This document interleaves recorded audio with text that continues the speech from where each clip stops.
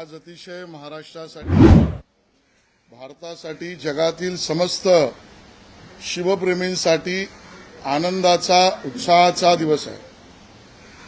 आपण सगळेच जाणता छत्रपती शिवाजी महाराजांची युद्धनीती, रणनीती, शौर्यनीती आणि बरोबर त्या ठिकाणी असलेली गडकिल्ल्यांची स्वराज्य, स्वधर्म आणि हिंदवी स्वराज्यासाठीची संपूर्णता निर्माण केलेले स्थापत्यशास्त्र आणि त्याचा ऐतिहासिक पुरावा, दस्तावेज या सगळ्यावर छत्रपती शिवाजी महाराजांनी निर्माण केलेले, उभे केलेले हे गडकिल्ले हे आपल्या शौर्याचे, आपल्या इतिहासाचे, मराठेशाहीचे, महाराष्ट्राचे एका अर्थाने जगाला साक्ष देणारे होते। आणि म्हणून या सगळ्या पद्धतीला एक जागतिक मूल्य आहे आणि म्हणून अद्वितीय वैश्विक मूल्य हा वर्ल्ड युनेस्को मध्ये ज्याला आउटस्टँडिंग युनिव्हर्सल व्हॅल्यू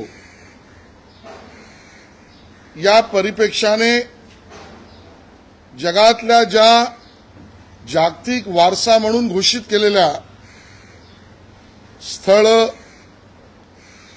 ज्याला आपण म्हणू उभारणी, स्ट्रक्चर, वास्तू, यामध्ये आता आपल्या या 12 गडकिल्ल्यांना मानांकन, मानाचं स्थान मिळालं। याची अद्वितीय वैश्विक मूल्य हे महाराजांच्या कर्तृत्वाचं होतच आहेच, पण ते जगाला मान्य करायला लागलं। आणि म्हणून आता जागतिक वारशामध्ये आपल्या गडकिल्ल्यांचं, आपल्या छत्रपती शिवाजी महाराजांच्या वैश्विक कर्तृत्वाचं, स्थापत्यशास्त्राचं एक मानाचं स्थान हा समस्त महाराष्ट्रासाठी अभिमानाचा क्षण आणि सोहळा आहे। आणि म्हणून या पद्धतीने जे यश आपल्याला मिळालं त्याबद्दल समस्त महाराष्ट्राचं मी अभिनंदन करतोय। मला या ठिकाणी याचा उल्लेख करावा लागेल की हे यश आपल्याला टप्प्याटप्प्याने सुनियोजित पद्धतीने केलेलं आहे आणि ते मिळवलेलं आहे। आणि म्हणून मला असं वाटतं की या गोष्टी सुद्धा समोर आल्या पाहिजेत। ज्या वेळेला संपूर्ण देशातील राज्यातून त्यांच्या राज्याचे म्हणजे भारत देशातील सर्व राज्यांचे काही ना काही प्रस्ताव येतात, भारत सरकारला त्यातून प्राथमिकता आणि निवड ही द्यायला लागते। ती प्राथमिकता, ती निवड, कारण एकच प्रस्ताव दरवर्षी शक्यता प्रत्येक राष्ट्राला पाठवायचा असतो आणि मग त्यावेळेला अन्यान्य प्रस्ताव असतीलही होते। या सगळ्यामध्ये आपल्या महाराष्ट्राचा प्रस्ताव हा त्यावेळेला प्राथमिक प्राधान्य देऊन केंद्र सरकारने, मोदीजीच्या सरकारने त्याला प्राधान्य दिलं। आपण ASIच्या माध्यमातून तो प्रस्ताव वर्ल्ड युनेस्कोच्या पॅरिसच्या कार्यालयात धाडला। म्हणून मी मोदी सरकारचं, केंद्र सरकारचं, सर्वच राज्यांचं सुद्धा धन्यवाद व्यक्त करतो। आपल्याला माहिती आहे की ज्यावेळेला प्रस्ताव जातो त्याबरोबर डोसियर द्यायला लागतं, लेख, प्रबंध, निबंध, ऐतिहासिक, स्थापत्यशास्त्रांचं त्याचं महत्त्व सांगणारं, ज्याला मी म्हटलं आउटस्टँडिंग युनिव्हर्सल व्हॅल्यू, याचे दस्तावेज, कागदपत्र, पुरावे, निबंध, प्रबंध, साक्षी, यामध्ये आपण एक व्यवस्था ASI आणि आपण मिळून सल्लागार, तज्ज्ञ, अभ्यासक यांची उभी केली। आणि मग तो प्रस्ताव, ज्याला आपण म्हणू सबळ,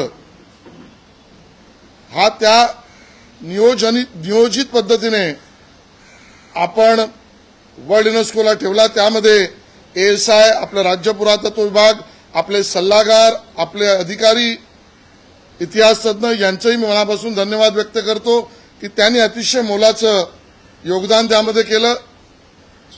तो टप्पा पार केल्यानंतर आपल्याला याची कल्पना आहे की जी राष्ट्र वर्ल्ड युनेस्कोचे सदस्य आहेत ते अंतिम निर्णय घेतात, पण त्याआधी एक व्यवस्था युनेस्कोमध्ये आहे की त्या अंतिम निर्णयाला मान्यता देण्याआधी त्यांची एक सल्लागार समिती आहे आयकॉमॉस। या आयकॉमॉस या सल्लागार समिती हे आपलं त्या ठिकाणी मूल्यमापन, आलेले सगळे प्रस्ताव, आउटस्टँडिंग युनिव्हर्सल व्हॅल्यू जगभरातले आहेत ना नाहीत ना याबद्दल मार्गदर्शन या अंतिम निर्णय घेणाऱ्या देशांच्या समितीला करत असते। आणि मला आज इथे सांगायचं आहे की त्या आयकॉमॉसच्या स्तरावर ज्यावेळेला आपल्या सल्लागार आणि अन्य माध्यमातून हे लक्षात आलं की आयकॉमॉसमध्ये काही वेगळा विचार करणारी लोक आहेत, काही वेगळा विचार होऊ शकतो, तो धोका आपल्याला घ्यायचा नव्हता। आणि म्हणून पुन्हा एकदा दुसऱ्यांदा अतिशय आवश्यक आणि असलेल्या माहितींचा दस्तावेज आपण आयकॉमॉसला पुन्हा दिला। अधिकची माहिती, शास्त्रोक्त माहिती, ऐतिहासिक माहिती, स्थापत्य शास्त्राची माहिती, त्यातली मूल्य आणि त्यातलं काम महाराष्ट्र सरकारने अतिशय महत्त्वाचं केलं। त्या करणाऱ्या सगळ्या तज्ञांचं मी आज तिसऱ्या टप्प्यात धन्यवाद देतो। मग आपल्या लक्षात आलं की आयकॉमॉस या आंतरराष्ट्रीय संस्था आहे, मान्यता प्राप्त संस्था आहे। त्या संस्थेशी संवाद, संपर्क आणि आपली बाजू अतिशय जोर भक्कमपणे पुन्हा मांडावी आणि इथे तिथे धोका आपल्याला नको म्हणून फेब्रुवारीच्या महिन्यामध्ये एक शिष्टमंडळ ज्याचं मीच नेतृत्व केलं आणि आमचे अधिकारी आणि सल्लागार आम्ही गेलो। 3 दिवस वर्ल्ड युनेस्कोतल्या सर्व संबंधित अधिकाऱ्यांना, संबंधित वर्ल्ड युनेस्कोमध्ये असलेल्या त्या राष्ट्राच्या राजदूतांपैकी काही लोकांना आम्ही भेटलोच, पण आयकॉमॉस समोर पुन्हा सादरीकरण केलं, त्यांना भेटलो, त्याच्यातली संवाद, संपर्क आणि आपली बाजू जोरकस आपण मांडली। कुठलाही धोका आपण घ्यायला तयार नाहीत, कारण छत्रपती शिवाजी महाराजांचं कार्यच इतकं मोठं आहे, वैश्विक मूल्याचं आहे, पण कार्यालयीन प्रक्रियेमध्ये त्यात काही अडचण नको याची सुद्धा काळजी आपण घेतली। आणि म्हणून त्यानंतर 5वा टप्पा आपल्याला सांगावासा मला वाटतो की माननीय मुख्यमंत्री महोदय यांनी स्वतः त्या ठिकाणी आंतरराष्ट्रीय या समितीतील काही लोकांशी संवाद, संपर्क, दौऱ्याचं नियोजन आणि त्याबद्दल असलेली चर्चा ही माननीय मुख्यमंत्री देवेंद्रजींनी केली। मी त्यांचेही धन्यवाद व्यक्त करतो। आणि त्यानंतर केंद्रीय सांस्कृतिक मंत्रालय आणि केंद्रीय सांस्कृतिक मंत्री आणि देवेंद्रजी माननीय मुख्यमंत्री यांनी 6व्या टप्प्यामध्ये दिल्लीला जी राष्ट्र वर्ल्ड युनेस्कोचे सदस्य आहेत त्यांचे भारतातले राजदूत यांच्याशी संवाद, संपर्क, बैठक आणि त्यांचं समर्थन या आपल्या जोरदार वैश्विक मूल्य असलेल्या छत्रपती शिवाजी महाराजांच्या पराक्रमाच्या कर्तृत्वाला समर्थन मिळवावं हाही टप्पा आपण यशस्वी पूर्ण केला। आणि मग काल त्या ठिकाणी आपले जे राजदूत वर्ल्ड युनेस्कोमध्ये आहेत श्री विशाल शर्माजी यांनी कालच्या बैठकीआधी 2 दिवस याचं योग्य नियोजन आपल्या अधिकाऱ्यांबरोबर मदतीतून केलं। ASIच्या अधिकाऱ्यांनी त्यात मदत केली आणि मग काल तो सुदिन आला की प्रत्यक्ष प्रस्ताव त्या ठिकाणी आल्यावर आपल्या या ऐतिहासिक पराक्रमाच्या, छत्रपती शिवाजी महाराजांच्या पराक्रमाच्या या गडकिल्ल्यांना मानांकन जागतिक वारसा म्हणून मिळाला। आणि म्हणून या सगळ्या टप्प्यामध्ये काम करणाऱ्यांचे धन्यवाद आणि समस्त महाराष्ट्र आणि शिवप्रेमी जगातील आपल्याबरोबर उभे राहिले त्यांची कृतज्ञता या ठिकाणी मी व्यक्त करतो. सर, याच किल्ल्यांमध्ये जिंजीचा किल्ला देखील आहे तमिळनाडूमधला. या ठिकाणी आपल्याला कळतं की महाराष्ट्राच्या बाहेर देखील मराठी संस्कृती आणि महाराष्ट्र संस्कृती या निमित्ताने भेटते. दुसरीकडे याच जे युनेस्कोकडून जो देण्यात आलेला संपूर्ण सन्मान आहे ते राखण्यासाठी गडकिल्ल्यांचं जे संवर्धन आहे ते त्याच पद्धतीने राखणं दिलं तेवढंच गरजेचं आहे. नाही तर युनेस्को आपल्याकडून ते काढून देखील घेऊ शकतो. या अनुषंगाने कशा प्रकारे पुढची वाटचाल असणार आहे आणि बाकीच्या जिल्ह्यांना ज्या वेळेला आपण वर्ल्ड युनेस्कोकडे जातो त्यावेळेला संपूर्ण प्रस्ताव घेऊन जावा लागतो. आपण जे म्हणालात ते खरं आहे. जागतिक वारसाची जी काही मापदंड आहे त्या मापदंडातच आपल्याला या वैश्विक मूल्याला जतन, संवर्धन आणि सुशोभीकरण हे करायचं असतं. ते आपण करतो. तो प्रस्तावही आहे. आणि त्यामुळे महाराष्ट्र सरकार जिंजीच्या किल्ल्याचंही अगदी तामिळनाडूमधील त्या किल्ल्याच्या बाबतीत सुद्धा स्वतः निधी खर्च करेल. योजना तर आपण बनवली आहे ती त्या ठिकाणी युनेस्को समोर, आयकॉमॉस समोर मांडलीच आहे.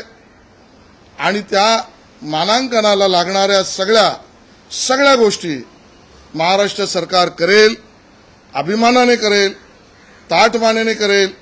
मराठी माणसाचं, महाराष्ट्राचं, भारताचं नाक छत्रपती शिवाजी महाराज त्यांचं कर्तृत्व त्याच पद्धतीने जपणूक करेल याची शाश्वती या माध्यमातून मी आपल्याला देऊ इच्छितो.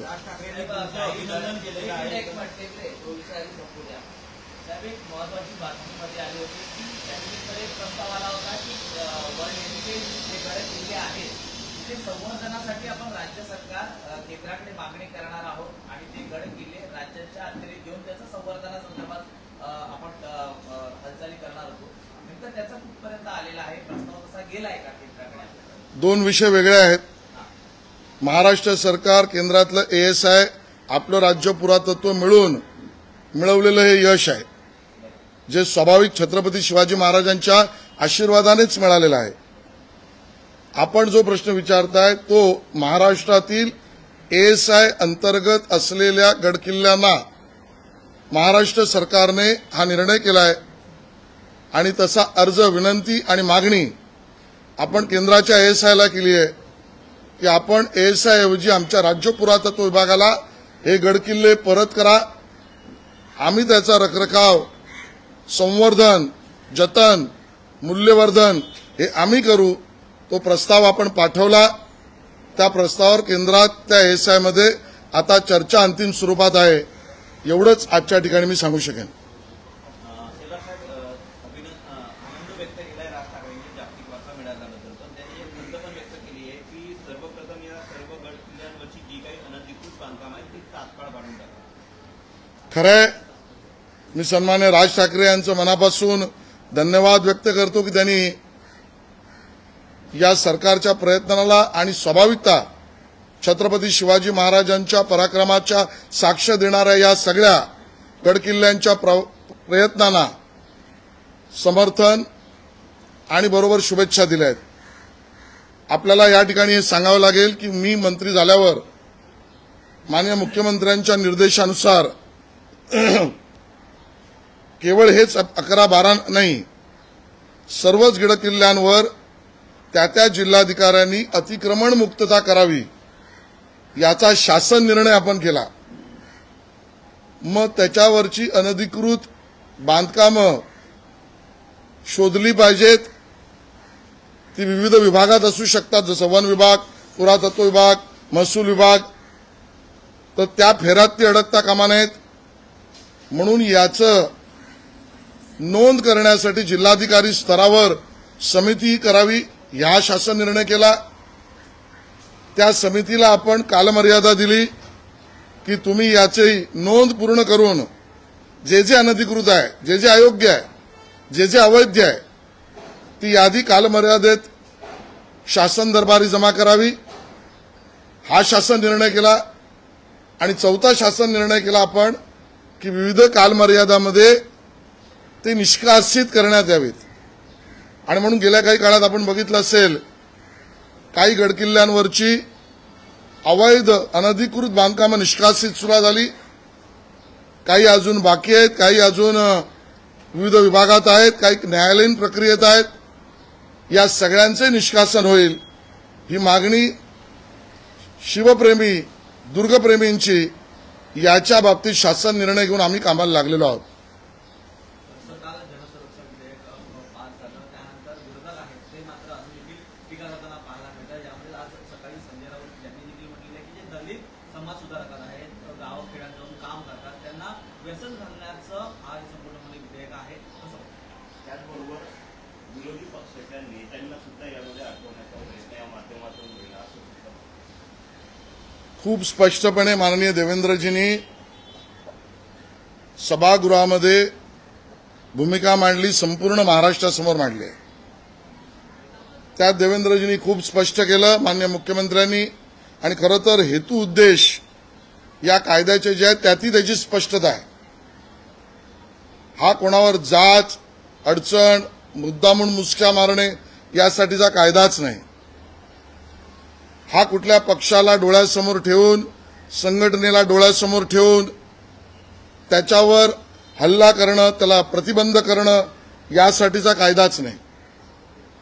हा कुठल्या विचारधारेला मर्यादा घालाव्यात यासाठीचा कायदाच नाही. ही भीती पसरवण्याचं काम विरोधी पक्ष त्यांच्या सुनियोजित रणनीतीप्रमाणे करतायत, आणि ती सुनियोजित रणनीती म्हणजे फेक नरेटिव्ह. फेक नरेटिव्ह हाच या सगळ्या मंडळींचा विरोधी पक्षाचा अजेंडा आहे. आणि मग इंग्रजांची कार्यपद्धती फोडा आणि राज्य करा ही आपल्याला माहिती आहे. आताच्या फेक नरेटिव्ह पसरवणाऱ्या विरोधी पक्षातल्या आणि अन्य लोकांची कार्यपद्धती भीती पसरवा आणि मते मिळवा या पद्धतीचाच आहे. कायदा सुस्पष्ट आहे, विधानसभेच्या पटलावरची चर्चा स्पष्ट आहे. हे बघितलं आणि वाचलं तर कळेल. माझ्यासारख्याच्या तर मनात आता भीती येते. खरं तर सामान्य माणसाला याची अडचण नाही. सामान्य माणूस नागरिक याच्या अधिकारावर कुठलीही गदा नाही. किंबहुना सामान्य नागरिक, देशभक्त नागरिक, कायद्याने चालणारा नागरिक याच्यावर कोणी वैचारिक अवैध पद्धतीने त्या ठिकाणी प्रचार प्रसार आणि त्याच्या अधिकारावर हल्ला करण्याचं काम करेल त्यांच्या चिंतेचा विषय नागरिकांच्या नाही. आणि मग आजपर्यंतची मार्गक्रमणा बघितल्यावर उभाटा सेनेला आणि संजय राऊत यांच्या पोटात दुखत असेल आणि ते तळी उचलत असतील तर कदाचित ज्या संघटना शर्जील उस्मानी आणि दुसरे त्यांचे जे तुकडे तुकडे गँगचे मित्रमंडळ आहेत यांच्या चिंतेपोटी तरी बोलत नाहीत ना. उमर खालिद, शर्जील उस्मानी यांच्या चिंतेपोटी किंवा तशा संघटनांच्या चिंतापोटी बोलतायत का, हा मनात आमचा प्रश्न आहे. आणि म्हणून महाराष्ट्रातील जनतेला सुखाने, समाधानाने, आनंदाने संविधानाअंतर्गत टिकणारा आणि कुठल्याही पद्धतीची अशांतता पसरवू पाहणाऱ्या सिद्ध असलेल्या संघटनातील दोषींना चिंता करावी असा कायदा आहे. तेच मुख्यमंत्र्यांनी काल सांगितलं की 64 अशा एकूण संघटना आहेत. तर उद्धव ठाकरे बोलतात की या 64 संघटनांची तुम्ही नावं आहेत ती जाहीर करा. विधान परिषदेत ते का बोलले नाही? आहेत ना विधान परिषदेत सदस्य. आपण माजी मुख्यमंत्री आहात, आपण प्रश्न जरूर विचारा, पण आपल्याला वैधानिक मिळेला पहिला प्लॅटफॉर्म हा कायदा ज्यावेळेला विधान परिषदेत चर्चेला होता त्यावेळेला तुम्ही का बोलला नाही त्याचं पहिलं उत्तर द्या, मग यादी मागा. रोहित पवारांच्या वकील आहे ते ईडीचं आरोपपत्र आहे ते दाखल करण्यात आलेलं आहे ईडीकडून, ज्या की साखर कारखान्याच्या संदर्भातलं आहे. कसं बघताय, एकीकडे चौकशी झाली आणि त्यानंतर अनेक दिवसांनी आरोपपत्र होत आहेत, आरोप देखील होत आहेत की हे ठराव वेळ घेऊन नंतर करण्यात आले. मला वाटतं कायदेशीर प्रक्रिया आहे, मी त्याच्यावर भाष्य करणं संयुक्तिक होणार नाही. ईओडब्ल्यूने एक भूमिका काही कारखान्यांबद्दल घेतली, आरोप पत्रामध्ये काही अन्य कारखान्यांचा उल्लेख आहे, ज्यामध्ये सन्माननीय सदस्यांच्याबद्दल उल्लेख असल्याची मी वर्तमानपत्रात बातमी वाचली आहे. ईडीने ईओडब्ल्यूच्या रिपोर्टला न्यायालयात त्या ठिकाणी आवाहन केलेलं आहे. प्रकरण न्यायालयासमोर आहे आणि त्यामुळे न्यायिक प्रक्रियेवर भाष्य करण्यापेक्षा न्यायालयात काय होतं हे बघितलं पाहिजे. त्यांनी एक ट्विट केलंय की ईडीचे अधिकारी बिचारे आदेशाचे धनी आहेत, त्यांनी केवळ आलेल्या आदेशाचं पालन केलं. आता त्यांना दुसरं काय ट्विट करता येईल. स्वतःची बाजू मांडण्याच्या ऐवजी इकडची तिकडची गोष्ट करणं यातनं साध्य काय होणार. तू इधर उधर की बात न कर, तू मुद्दे की बात कर, एवढंच मी त्यांना सांगेन. हिंदी भाषा निमित्ताने जो GR करण्यात आलेला होता तो आपण सरकारने मागे देखील घेतलाय, परंतु साकेना काय येथील एका शाळेमध्ये आहे ते तिसरीपासूनच हिंदी शिकवण्यासंदर्भात शिक्षक आहेत ते पालकवर्गाकडून जे फॉर्म आहेत ते भरून घेण्यात येत आहेत. कुठेतरी जाणून लादण्याचा प्रकार आहे तो त्या ठिकाणी घडल्याचा आरोप आहे तो पालकांकडून देखील. या संपूर्ण त्या विकसित शाळेच्या संदर्भात मला माहित नाही, माहिती घ्यावी लागेल. सरकारी अधिकारी आणि मंत्रालय ते जरूर माहिती घेईल. चुकीच्या पद्धतीने असं काही चाललं असेल तर शिक्षण मंत्रालय ते तपासेल. माझं व्यक्तिगत म्हणणं आहे की राज्य सरकारच्या शासन निर्णयापेक्षा कुणालाही वेगळं करण्याची मुभाच नाही. कोणी शासन निर्णय तोडत असेल तर ते गंभीर त्यावर तपासून कारवाई करणे त्या मंत्रालयाचं काम आहे. पण मी हेही सांगतो, मी आधी म्हटलं या महाराष्ट्रामध्ये आजही 3 भाषा शिकवणाऱ्या शाळा आज नाही पहिल्यापासून आहेत की ज्यामध्ये जी खाजगी शाळा आहे ज्यांचं ॲफिलेशन हे CBSE, ICSE, IB, कॅम्ब्रिज ह्या मराठी अनिवार्यतेचा योग्य निर्णय आपण जो केला त्यानंतर तिकडे 3 भाषा शिकल्याच जात आहेत. आणि म्हणून तर ठाकरे कुटुंबियांच्या दुसऱ्या तिसऱ्या पिढीने किंवा आताच्या पिढीने या 3 भाषा शिकल्यात. तर या शाळेत तेच आहे का बघायला लागेल. आणि राज्य सरकारच्या ज्या शाळा आहेत ज्या अन्य माध्यमांच्या आहेत, मी आधी सांगितलं, ज्यामध्ये राज्य सरकारच्या अन्य माध्यमांच्या अनुदानित एडेड स्वयंअर्थ सहायता तिथे 3 भाषा शिकवल्या जात आहेत. मग ही शाळा त्यातली आहे का तो समज पहिला आपल्याला स्पष्ट करायला लागेल. आणि त्यामुळे मी सुरुवातीलाही म्हटलं या देशात या राज्यातील 20% विद्यार्थी 3 भाषा शिकतायत, ती मुभा ऐच्छिक त्यांना आहे. आणि त्यावेळेलाही मी म्हटलं होतं की हा गैरसमज पसरवला जातोय. गैरसमज पसरवणाऱ्या मंडळींचा हेतू त्यावेळेला आम्ही प्रश्नांकित केला होता. गेल्या काही शिवसेनेचे जे आमदार आहेत, मग गायकवाड असतील त्यासोबतच शिरसाट असतील, त्यांचे प्रकरण आहेत ते बाहेर येतात, त्यासोबतच भरतशेठ देखील असतील. तर या प्रकरणांमुळे कुठेतरी एकनाथ शिंदे हे नाराज असल्याचा सूर आहे तो या ठिकाणी ऐकायला मिळतोय. एकूणच काय नक्की सुरू आहे, जर ह्या युतीमध्ये नक्की काही आलबेल नाही असं देखील सर याला जोडून म्हटलं आहे शिवसेना पक्षाचे जे नेते आहेत किंवा मंत्री आहेत किंवा आमदार आहेत त्यांचं वर्तन महायुतीच्या विरोधात तडक असेल असं वाटतं. No comment. राज ठाकरे मोर्चा काढणार आहेत, एक सभा घेणार आहेत मीरा भाईंदरमध्ये. जो ट्रेडरचा जो एक मोर्चा काढण्यात आला होता त्याच्या विरोधात तुम्हाला कुठे वाटतं का हा विषय जो आहे तो जिवंत ठेवण्याचा प्रयत्न मंत्र्यांनी केला जातोय मराठी. बघा, कायद्याअंतर्गत सगळ्या गोष्टी ज्या आंदोलन असेल, मोर्चा असेल, सभा असेल याची परवानगी आहेच. कायद्यात राहून कोणी हे करत असेल तर त्याच्यावर मी भाष्य करण्याची गरज काय.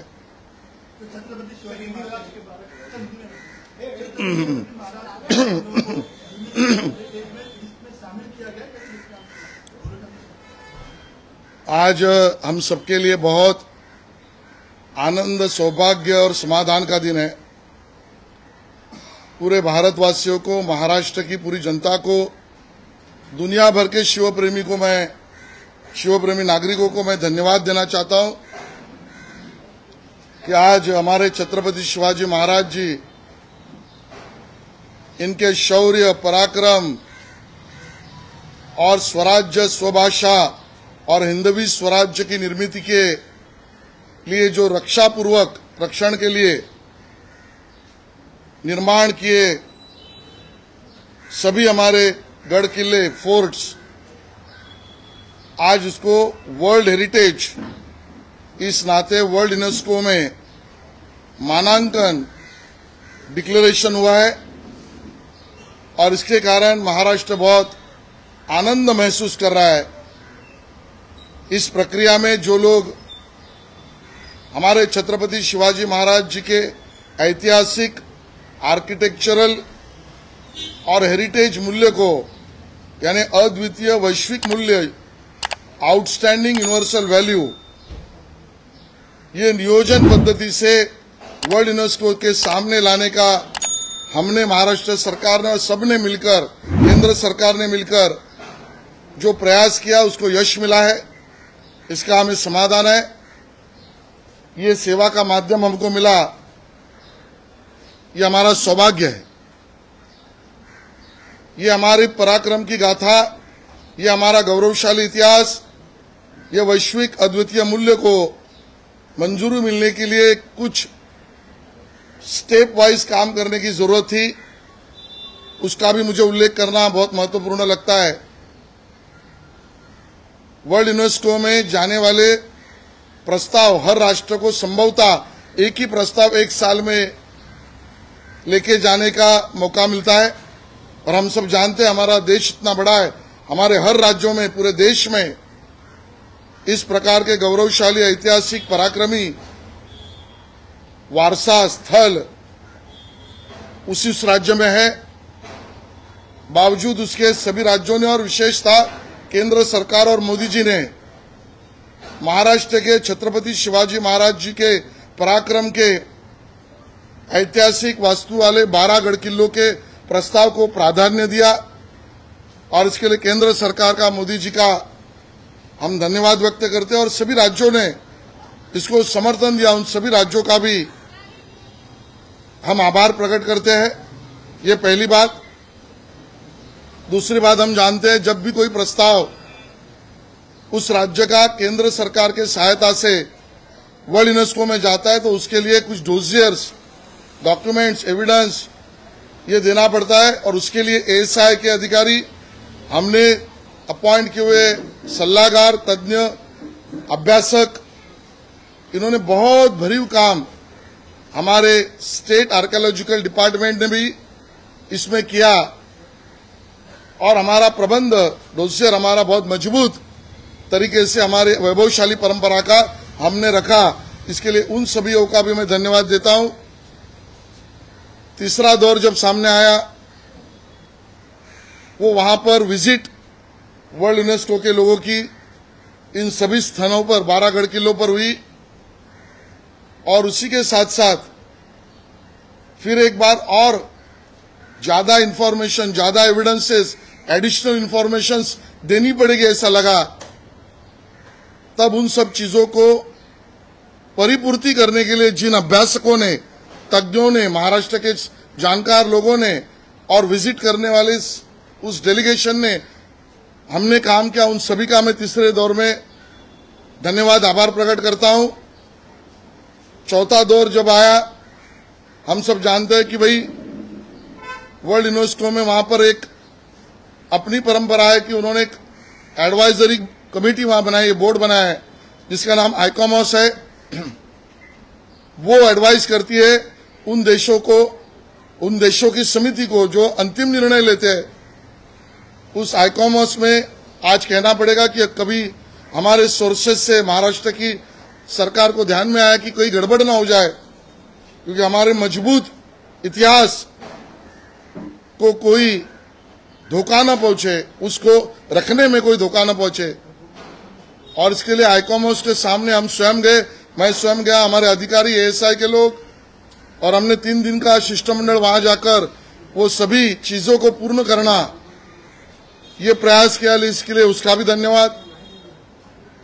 बाद में माननीय मुख्यमंत्री महोदय देवेंद्र जी का विशेष धन्यवाद। उन्होंने संपर्क चर्चा उन देशों से, केंद्र सरकार से, मिनिस्ट्री ऑफ एक्सटर्नल अफेयर्स, केंद्र की सांस्कृतिक मंत्रालय को इस हमारे जो प्रस्ताव को और सम्मति अन्य देशों का मिले उसके लिए बैठकें, चर्चा, दौरा किया। दिल्ली में केंद्र के सांस्कृतिक मंत्री शेखावत जी ने उन सभी राष्ट्रों के राजदूतों के साथ बैठक ली, उनका भी हम धन्यवाद व्यक्त करते हैं। प्रधानमंत्री कार्यालय और एमईए ने पेरिस में जिन देशों को परमानेंट मेंबरशिप है, उन देशों के राजनीतिक एम्बेसडरों से भी संपर्क करने का काम किया। मैं पीएमओ का भी धन्यवाद देते हैं। और अंतिम स्वरूप में हमारा भारत के जो परमानेंट हमारे एम्बेसडर वर्ल्ड यूनेस्को में विशाल शर्मा जी, उन्होंने किया हुआ नियोजन और प्रेजेंटेशन, इन सभी टप्पों के बाद उनका भी हम धन्यवाद करते हैं। हमें ये सुदिन देखने मिला कि पूरे विश्व ने ये मान लिया जो सत्य था, छत्रपति शिवाजी महाराज, इतिहास, पराक्रम, शौर्य, स्थापत्य शास्त्र, आउटस्टैंडिंग यूनिवर्सल वैल्यू, अब उसको मानांकन मिला। ये हमें गौरव की बात है।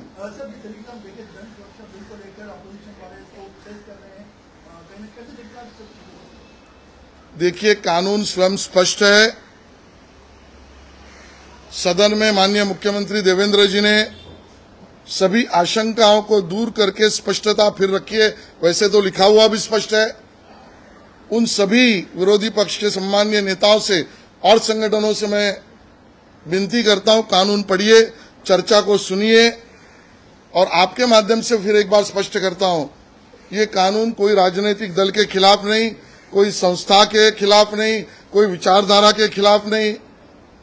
ये स्पेसिफिक देश की संवैधानिक व्यवस्थाओं के प्रति प्रतिबद्धता प्रकट करने वाला ये कानून है। सामान्य नागरिकों को उसके बारे में चिंता नहीं। मुझे लगता है जो फेक नैरेटिव के आदी है उनको जरूर चिंता लग सकती है। अंग्रेजों ने काम किया था डिवाइड एंड रूल, वो गलत ही था। आज महाराष्ट्र में कुछ संगठनाएं फेक नैरेटिव पैदा कर रही है और कुछ पार्टियां जिसको कह सकते हैं कि भाई एक तरीके से फियर निर्माण करो और वोट लो, ये ठीक बात नहीं है। इतना ही मैं कह सकता हूं।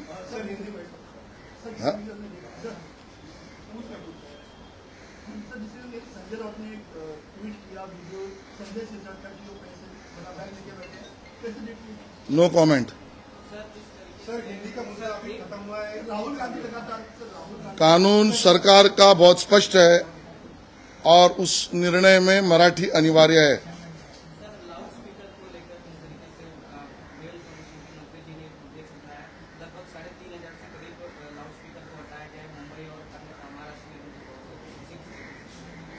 कानूनन व्यवस्था में न्यायालय ने जो आदेश दिया उसका पालन महाराष्ट्र की सरकार कर रही है।